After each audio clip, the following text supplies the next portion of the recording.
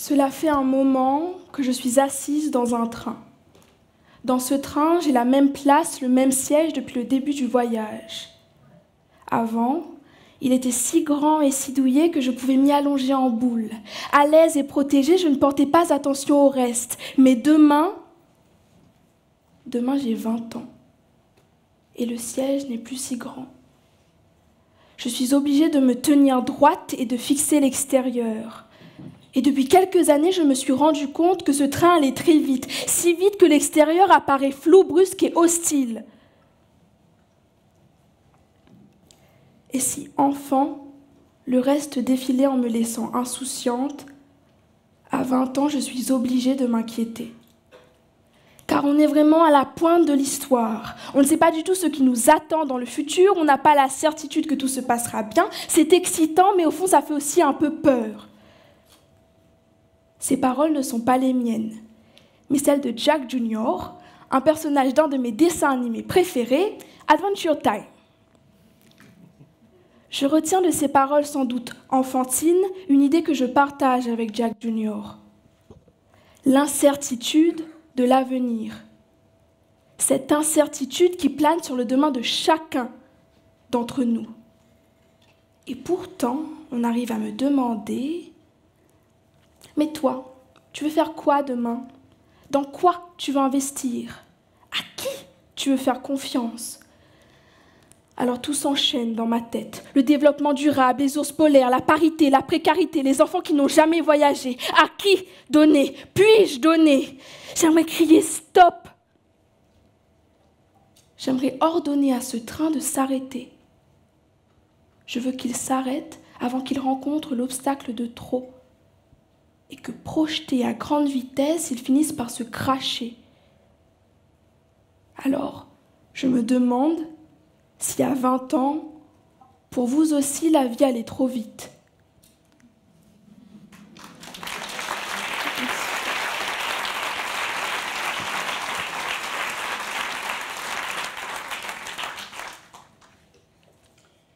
Alors moi, Célia, mes 20 ans, c'était une date devenue mythique.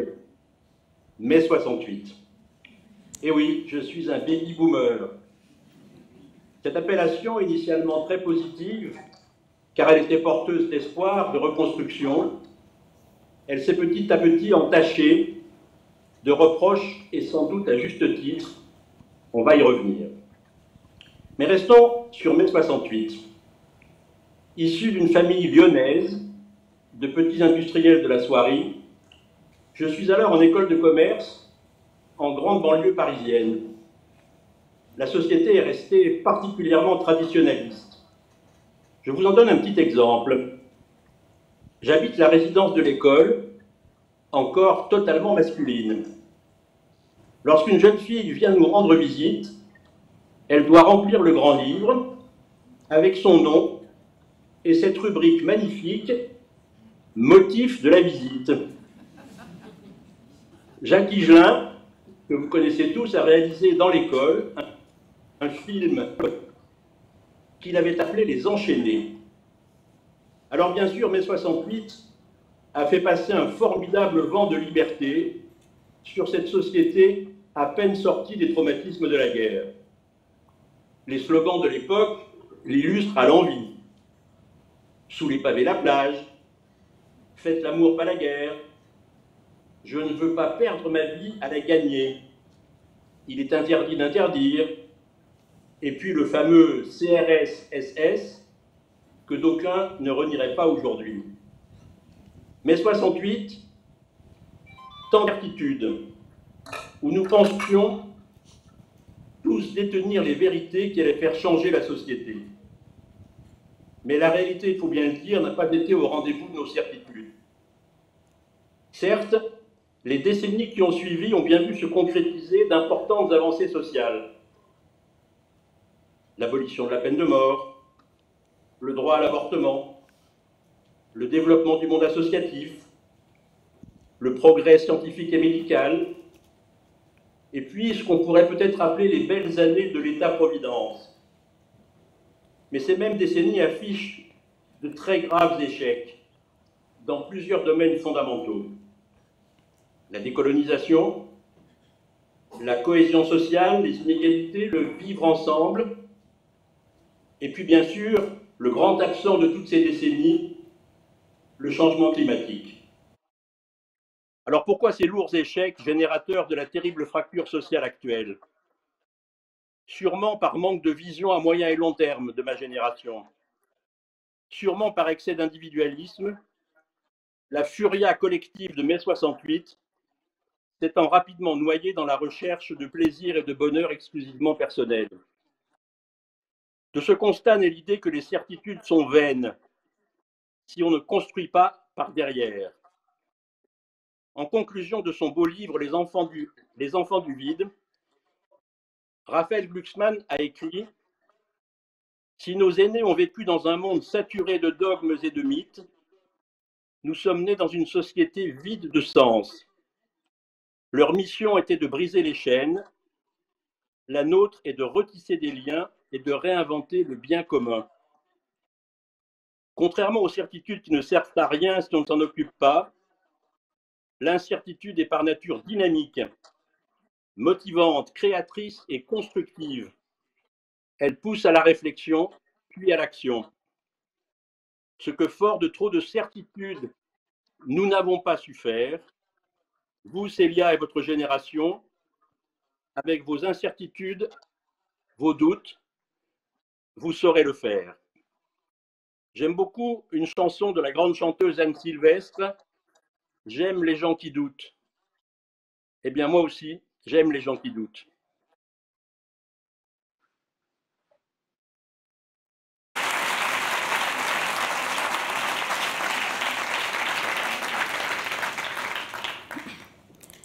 Mais allons au-delà du doute. Moi, je veux rêver, François. Et si je rêve demain, je suis une grande réalisatrice. Mes films résonnent dans les salles du monde entier. Et là, de l'argent, j'en aurai à donner aux abeilles qui disparaissent, aux restos du cœur qui ferment, aux enfants qui n'ont jamais vu la mer. Je rêve d'être une artiste et de donner ce que je reçois en trop. Et l'entreprise de demain, je la rêve tout aussi généreuse. Lorsqu'elle le peut, je rêve que l'entreprise accompagne ceux qui en ont besoin, sans rien attendre en retour. Je crois en l'entreprise sociale, à celle qui donne à 3 professeurs réunionnais, à mes professeurs, ceux qui ont l'envie d'emmener une classe de lycéens passionnés au Festival de Cannes 2022. Et pour la première fois, depuis très longtemps, le train semble s'arrêter pour 23 jeunes. Une césure inimaginable pour ces élèves d'un lycée de La Réunion pour qui on promet un voyage depuis 2 ans. Promesse toujours repoussée faute de moyens. Alors on perd espoir, on retourne dans le train et on s'assoit à nouveau.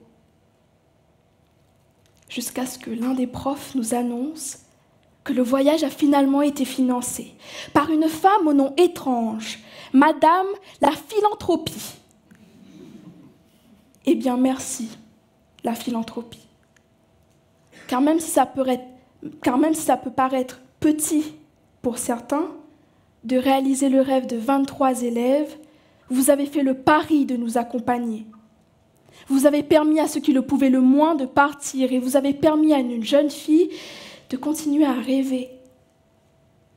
Et même si cette jeune fille a repris le train entre-temps, elle se fait beaucoup moins de soucis. Devenue étudiante en cinéma, elle garde en ligne de mire son objectif. Alors que le train aille vite ou non, ce n'est pas si grave, n'est-ce pas? Je me concentre sur aujourd'hui, en espérant que demain, Madame la Philanthropie arrêtera le train à nouveau en cas de besoin. Mais les médias ne parlent d'elle d'une autre façon. Ils la décrivent comme capitaliste et sournoise. Et moi, je me refroidis lorsque j'entends que c'est par intérêt qu'on donne aux porteurs de projets. Alors, accompagner les rêves, porter les idées et financer les petits voyages n'était qu'une façade. Et moi, je me noie encore plus en cours d'économie à la fac. Je me noie sous les données, les pourcentages et les noms de boîtes de production. Ces entreprises auront-elles foncièrement l'envie de financer mon art dans 10 ans? Ou ne serais-je qu'un chiffre de plus à la fin d'un bilan? Mais même lorsque le tableau se noircit, je ne peux m'empêcher de penser à ce mécénat, à celui qui un jour a bien voulu m'aider. Je crois en l'entreprise sociale. Et je pense que l'entreprise n'a pas qu'un rôle économique à accomplir. Dans ma définition, elle a un rôle social, culturel, environnemental et onirique. Alors demain, je n'ai que 20 ans.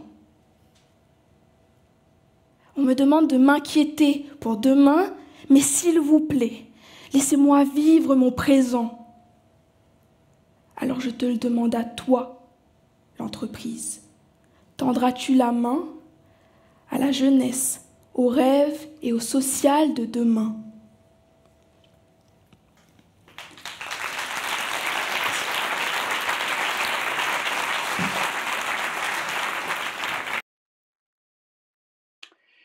Il y a des années, un livre d'André Frossard avait eu un certain retentissement. Il s'intitulait « Dieu existe, je l'ai rencontré ». Pour vous, Célia, Monsieur et Madame Mécénat Philanthropie existent. Vous les avez rencontrés et personnellement. Parce que ce que vous avez vécu personnellement, c'est précisément la vérité du mécénat et de la philanthropie, qui sont d'ailleurs de même nature. C'est-à-dire une démarche d'écoute, de découverte, d'échange dans un premier temps, entre une entreprise ou un particulier détenteur de ressources financières et humaines et un projet d'intérêt général porté par des personnes engagées, généralement au sein d'une association. Mécénat et philanthropie, ce sont des liens qui se tissent au service d'une cause, d'un projet à construire ensemble. Ensemble. Et c'est précisément de ces liens dont notre société, fracturée, explosée presque, traversée par des haines et des violences insupportables, a le plus besoin. Mécènes et philanthropes s'engagent, mettent leur force aux côtés de ceux qui, comme vous, Célia, sont porteurs de rêves, qui peuvent devenir des projets à construire, de ces projets qui bâtissent progressivement des solutions là où il y a des besoins, et Dieu sait que ces besoins sont aujourd'hui innombrables et ne se résoudront que par l'engagement de chacun et de tous. Vous vous inquiétez, Célia, sur la déontologie du mécénat, appelons-la plus clairement son honnêteté. Et vous avez raison. Le mécénat doit être désintéressé, la loi l'y oblige. Et ce désintéressement est la base même de l'engagement du mécène. La défiscalisation que vous évoquez n'est pas tellement le sujet, car elle est plafonnée par le droit fiscal, et mécènes et philanthropes donnent nettement plus que ce qu'ils doivent en impôts à l'État. Mais par-delà cet aspect-là, oui, c'est vrai, il peut y avoir en matière de mécénat des excès ou des dérives qui sont autant d'entorses au désintéressement nécessaire. Mais ils restent statistiquement peu nombreux et de plus en plus évités par les chartes éthiques mises en place dans l'écosystème, notamment récemment celles mises en place par Admical et la coordination générosité. Mais globalement, le mécénat est un formidable levier d'innovation, de progrès social, un remarquable outil au service de ces changements dont notre société a tellement besoin. Votre génération est celle qui portera ces changements. Mécènes et philanthropes le savent, ils investiront sur vous, et oui, ils vous tendront la main. Regardez l'incroyable parcours de Zaya Zioani pour monter contre vent et marée son orchestre Divertimento. Un engagement sans faille, un beau projet, le soutien de mécènes et de philanthropes, une personnalité exceptionnelle, et l'impossible a vu le jour. De plus en plus d'entreprises ont envie de s'engager parce qu'elles savent qu'elles auront désormais un rôle social à jouer et qu'elles sont poussées dans ce sens par la jeune génération de collaborateurs en quête de sens.